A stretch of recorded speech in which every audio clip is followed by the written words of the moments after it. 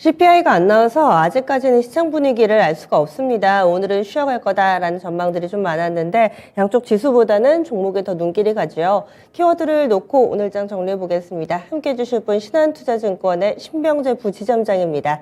안녕하세요.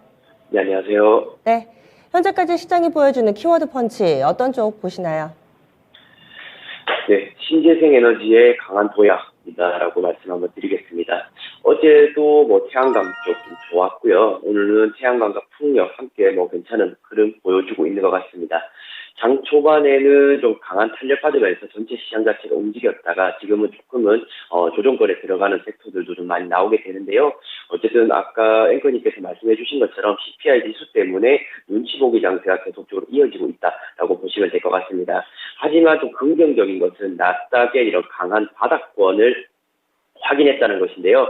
최근에 1200포인트를 만약 깨고 내려갔다고 한다면은 차트상으로는 굉장히 위험해지는 차트 모양이 됐을 겁니다. 하지만 견고하게 좀 지켜주는 모습 보여주게 되면서 사실상은 단기간에 쓰리바닥 형성을 하게 된 것 같아요. 이게 3바닥 형성을 확인하게 되면은 오히려 우상향할 가능성이 높아지는 이런 차트 모양입니다. 그래서 그 위쪽 상단은 11,500포인트 정도로 일단 1차 저항선으로 설정하는 것이 맞다라고 보고 있고요. 11,500포인트까지는 연초 랠리를 보일 가능성도 있지 않을까라고 보는 것 같습니다. 어쨌든 오늘 밤 CPI 지수 발표 이후에 변동성 확인하시면 좋을 것 같고요. 제 개인적으로는 어떤 수치가 나오더라도 정말 드라마틱하게 이상하게 나오지 않는 이상은 큰 무리는 없을 것이다. 우상향을 하게 될 것이다 라고 보고 있습니다. 이제 시장에는 이제 물가 피크아웃에 대한 것들이 어느 정도 반영이 되었기 때문에 제 생각에 좀 긍정적으로 시장을 좀 바라보는 것이 좀 필요하지 않을까라고 말씀드리고 싶고요. 그에 따라서 우리 국내 시장도 움직이게 되는데 결국엔 친환경적인 소재 계속적으로 보시는 게 좋지 않을까라는 의견 드리겠습니다. 친환경 트렌드는 2023년에도 계속적으로 이어질 것으로 보이고 있고요. 우리나라만의 이런 정부 정책이 아니라 전 세계적인 트렌드이기 때문에 작년에 이어서 올해도 각광받을 수 있는 섹터다라고 보고 있습니다. 지금 이후 집행위원회에서도 2030년까지 기존 에너지 소비에서 이제 신재생 에너지 소비를 20%에서 40% 2배 정도로 비중을 좀 올리는 이런 구상에 대한 것을 발표를 하게 되었습니다. 그에 따라서 태양광과 풍력, 지열 등이 이제 좀 수혜를 받을 수 있는 이런 내용이 있고요. 그 중에서도 태양광이 좀 빠르게 움직이는 것은 이런 설치 기간이 상대적으로 좀 짧은 점과 발전 비용 단가가 굉장히 많이 하락을 했습니다. 그래서 이런 비용적인 면에서도 좀 수혜가 될 수 있어서 태양광을 좀 이제 최우선적으로 한번 보시는 게 좋지 않을까 싶고요.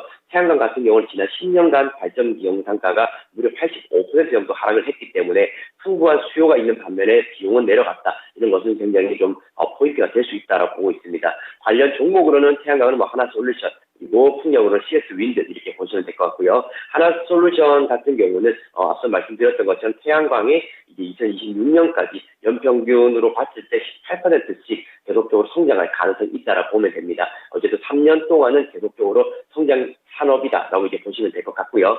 그리고 약 3조 2천억 원을 투자를 해서 북미 쪽에 태양광 최대 규모의 생산 공장을 설립을 하게 됩니다. 그렇게 되면은 소재부터 생산까지 완벽한 태양광 밸류 체인을 완성하는 것이어서 미국 IRA와도 연관된 이런 종목이 하나 솔루션이다라고 보시면 될 것 같고요. 그리고 풍력 쪽으로는 CS 윈드 이렇게 보시면 됩니다. 오늘 큰 폭으로 이제 오르고 있는 모습이고요.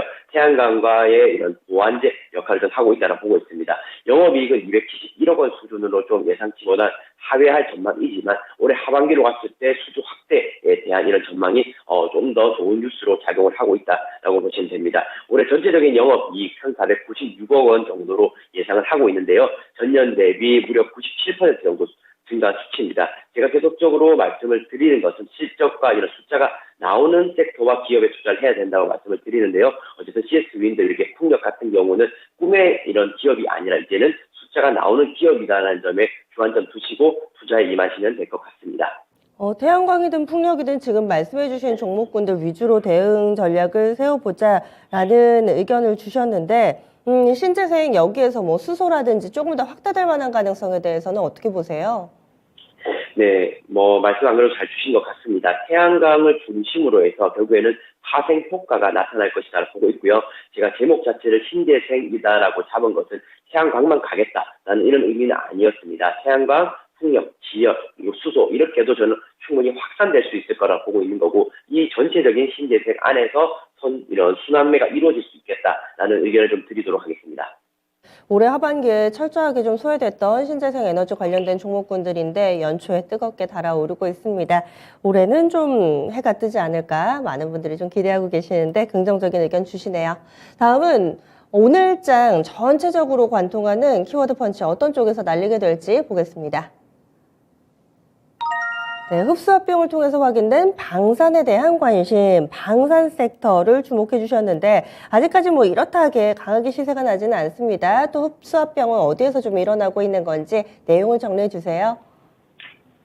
네, 방산 섹터 같은 경우는 작년에 굉장히 주목을 많이 받았던 이런 섹터입니다. 작년 전체적인 시장이 하락했음에도 불구하고 올해 방산 섹터는 20에서 30선 정도 업그레이드 되는 이런 내용을 좀 가지고 있었는데요. 기존의 방산 섹터라고 얘기를 하면 내수 위주의 이런 기업이었습니다. 하지만 이제 수출 기업으로 좀 탈바꿈하는 그런 해가 2022년이었고 올해는 점프업을 하게 될 가능성이 좀 높게 되는 것 같습니다. 특히나 윤석열 대통령의 이런 행보가 좀 중요한데요. UAE와 경제 외교에 나서 움직임이 좀 나타나는 것 같습니다. 14일부터 이제 움직이게 될 것 같고요. 보통 해외 외교를 갔을 때 여러 가지 의견들이 오고 가지만은 최근에는 방산 관련된 무기 수출에 관련된 이야기들이 종종 나오게 되는 것 같습니다. 그래서 대통령이 해외 순방했을 때는 방산주들이 좀 꿈틀거리는 이런 좀 이슈들이 좀 있었고요. 그래서 지정학적 불안감이 어쨌든 고조가 된 상황이기 때문에 어떻게 보면 무기 수출에는 굉장히 좀 유리한 우리나라의 이런 기술력이 있다라고 보시면 됩니다. 작년에도 폴란드 쪽으로 현대로템의 K2라든지 하나에어로스페이스의 K9 다주포가 발주가 되었고요. 그 외 여러 국가들에게도 이제 가능성이 좀 더 높아진 그런 상황입니다. 그리고 이제 대통령실 내에도 방산과 관련된 컨트롤 타워가 설치가 됐다고 합니다. 그 이유는 작년에 통틀어 봤을 때 약 21조 6천억 정도의 최대 실적을 나타냈기 때문에 이제 방산은 정부에서도 관심을 가지고 백업을 하겠다라는 의지를 보여준 거라고 보고 있어요. 그래서 최근에 조정된 이런 종목들 보시게 된다라면은 다시금 2차 접근 가능한 시기다라고 봐지고 있습니다. 관련 종목으로는 하나에어로스페이스와 현대로템, 한국항공우주 이렇게 보시면 될 것 같고요. 특히나 하나에어로스페이스 같은 경우는 흡수합병 공시가 오늘 나왔습니다. 4월에 아마 진행이 될 것 같고요. 한화 이제 방산이라는 기업을 이제 흡수합병 하게 되면서 계열사가 시너지를 좀 더 강화하는 이런 내용을 발표했습니다. 왜 이런 일들이 일어났을까? 방산에 대한 이런 가능성을 이제 보여준 거고요. 내수가 아니라 수출 기업으로 이제 실질적으로 도움이 될 수 있기 때문이다. 저는 풀이하고 있습니다. 올해 영업이익 같은 경우 하나에어로스페이스 같은 경우는 4,957억 원 정도로 전망을 하고 있고요. 예상치를 좀 더 올렸다. 이렇게 보시면 될 것 같습니다. 1분기부터 노르웨이와 말레이시아, 루마니아, 호주 등에서 수주 소식이 들릴 것으로 예측을 하고 있기 때문에 호재가 굉장히 풍부하다라고 보시면 될 것 같고요. 현대로템 같은 경우도 뭐 차트 보시면 아시겠지만 깨지지 않고 그래도 유지를 잘 해주는 이런 모습입니다. 하나자산운용에서 방산 ETF를 출시할 거예요. 거기에 현대로템, 하나에어로스페이스 등이 포함될 거고요. 방산 ETF가 출시가 된다는 것은 수급적으로도 도움될 만한 이런 뉴스다라고 보고 있습니다. 그래서 여기 운용사에서도 방산에 대한 인식은 굉장히 긍정적으로 작용하고 있다고 보시면 되고 글로벌 안보 환경이 어쨌든 이들에게는 굉장히 우호적으로 작용하고 있으니까 계속적으로 끌고 가시면 좋을 것 같습니다. 그리고 한국항공우주 같은 경우는 이제 방산 쪽으로도 분류되기도 하지만은 이제 우주항공 쪽과도 관련된 이슈가 이제 두 가지 모멘텀을 정리가 될 수가 있어서 세 가지 종목까지 압축해서 시장 대응하시면 도움이 되실 것 같습니다.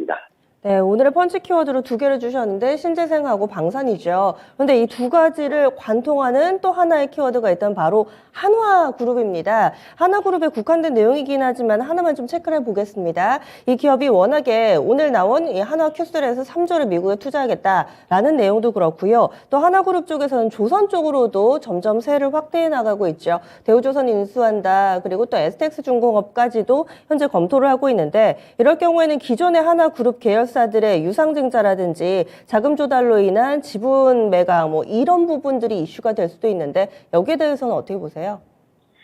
네, 지금 이 뉴스를 이렇게 한번 살펴보시게 되면은 하나그룹 안에서 굉장히 지금 변동성이 많이 커지고 있는 이런 상황입니다. 아무래도 연초다 보니까 여러 가지 이런 플랜이나 계획들을 계속적으로 발표하는 것으로 봐지고 있고요.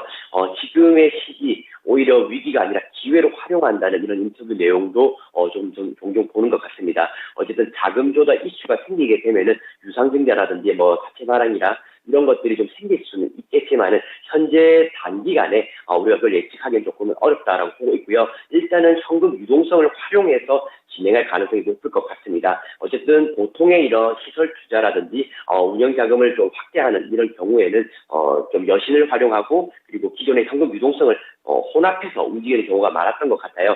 현재 하나그룹 내에서는 유상증자로 이루어질 가능성은 조금은 희박해 보입니다. 이미 가진 현금 자산과 그리고 이제 은행 여신을 활용하게 된다면 그 안에서 저는 충분히 지금 생각하고 있는 계획을 실행할 수 있다라고 보고 있고요. 아마 이런 것들이 환율 문제라든지 예측하지 못한 범위를 넘어서게 되면은 유상증자가 나올 것이어서 현재 상황에서는 굳이 미리 겁먹고 대응할 필요는 없다라는 의견 드리겠습니다. 네, 알겠습니다. 충분하게 설명이 좀 됐네요. 자세한 말씀 고맙습니다. 네, 감사합니다. 네, 지금까지 키워드 펀치 신한투자증권의 신병재 부지점장과 함께했습니다.